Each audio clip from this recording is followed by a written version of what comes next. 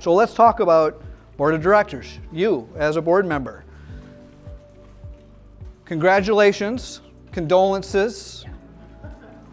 You pick. One day is probably the other, right?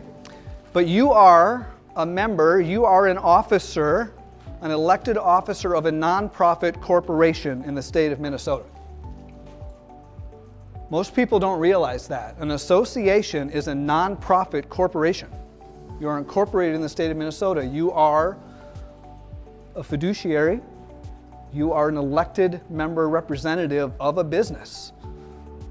So if anyone wants to run for the hills now, go ahead. But so your articles of incorporation, we're going to go over that document in a bit, but your articles of incorporation dictate that this nonprofit corporation is going to be governed and run by an elected board of directors.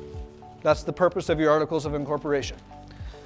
Now, the next thing that really is more applicable to your day-to-day involvement as a board member is your bylaws, right? Your bylaws are kind of what outline how it is that you govern, and we'll go into those two documents later.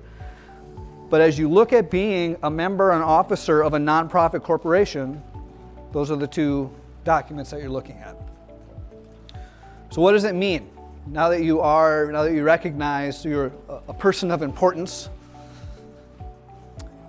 you're a fiduciary. You have a fiduciary duty to this nonprofit corporation that you're now leading.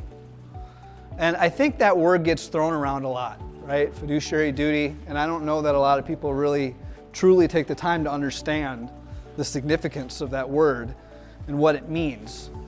So if you look it up, it says this: a fiduciary duty requires the director to act in the best interest and for the benefit of the corporation and thus the community as a whole, right? Everything that you do should be in the best interest of your community as a whole.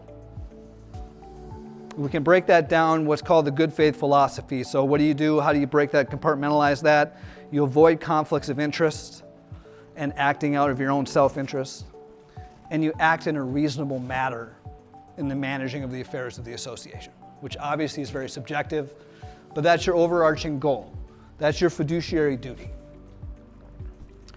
I like to break them down into three very specific things: the duty of care, the duty of loyalty, and the duty to act.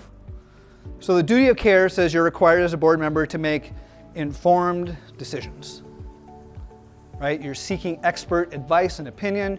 You're working with a management company. You're working with an engineer if it's a comprehensive project. You're working with tax attorneys if you're dealing with your taxes and reviews and audits, right? You're seeking advice of expert. You're making informed decisions based off of that. Your duty of loyalty requires you to act fairly and in good faith for the benefit of all. We already kind of talked about that. It's the duty of loyalty. Your loyalty to your community, your business.